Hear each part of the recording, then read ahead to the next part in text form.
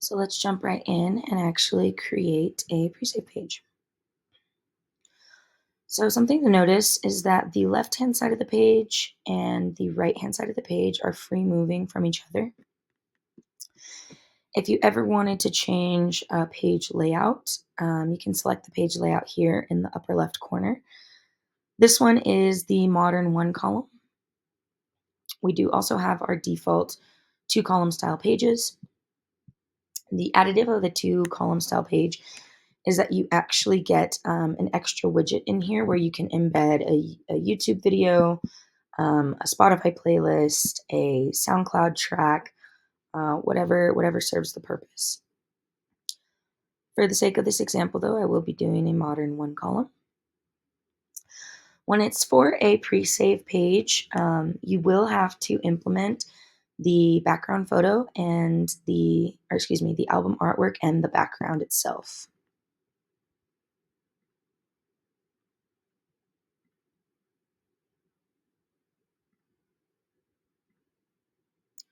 So we'll use this one from Olivia King.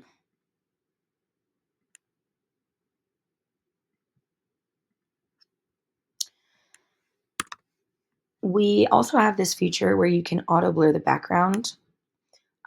This one, I'm just going to use the same artwork as the album artwork, and I'm going to blur it to 30. You can also always change it to a background color if you choose. But I like I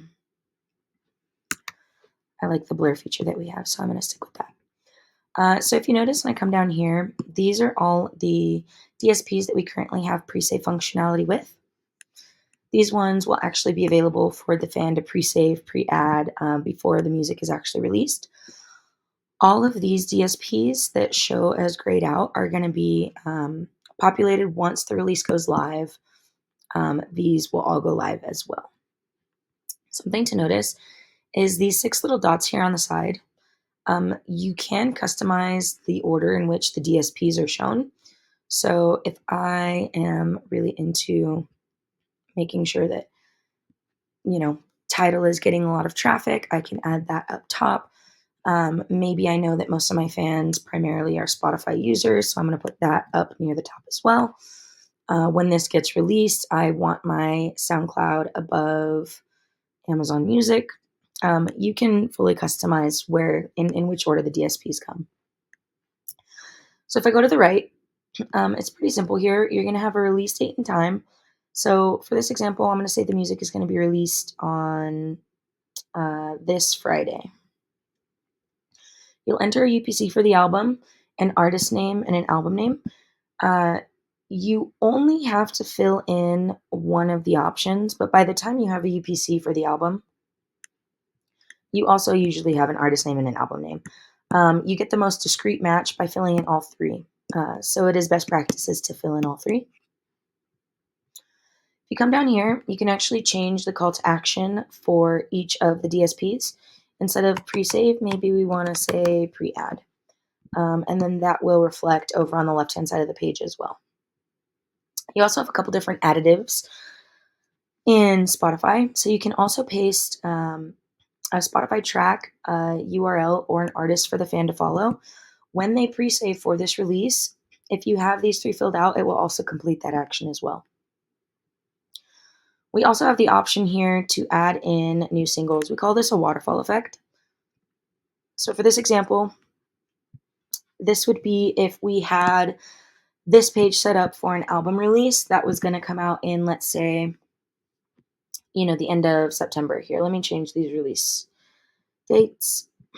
I'm going to say it's going to come out on Friday, the 20th of September. And so let's say you know that during this album cycle, you're going to have 3 other singles released during the album cycle before the actual album is released. When you set up this pre-save for the album, you can also set up for each single. So all you're going to do is once you know the exact track name that's going to be coming out on this album, you'll add that track name in here as well as the release date and time. And on the day of that release, the music will automatically be put into the fans library so long as they have pre-saved for the album. There is no limit to as many singles as you'd like to do. You can do 3, you can do 5, whatever fits the release cycle for that album. And lastly, we do now have for Spotify specifically a redirect to a URL after pre-save. So once they pre-save, they can be redirected to a URL, and then you would just enter the URL destination there.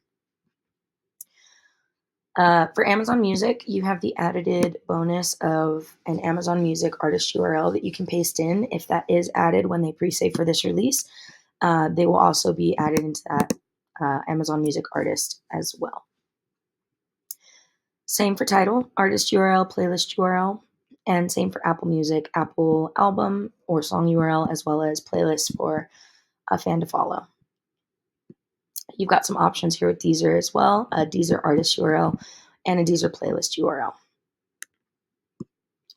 Some of the other things on here that you can do that we've seen pick up in popularity lately. If I come into store buttons, we have a whole list of all the DSPs that we currently have integrations for with our landing pages. So take a look here first. But if you don't find what you're looking for, you can always have a custom button. So I'm going to pan all the way over to the right, create your own, upload my own. And what this does is it actually gives you the opportunity to brand or put a custom logo into your Foundy landing page. So I have a button that I use. It's a little dummy button here. Give me just 1 second. This is one that I use for examples. You can change the call to action.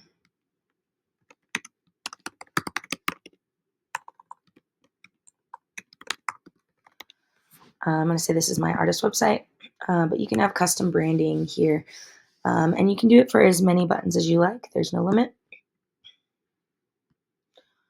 We also have text buttons as well. We've seen these pick up in popularity in the last little while. So you'd enter the URL here, and then you'd have the custom link here. So let's say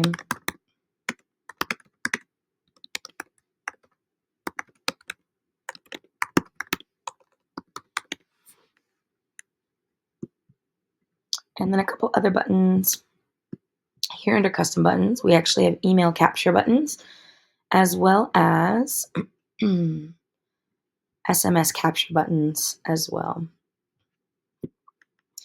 Down here for social media buttons, you can add in any socials for the artist for this landing page.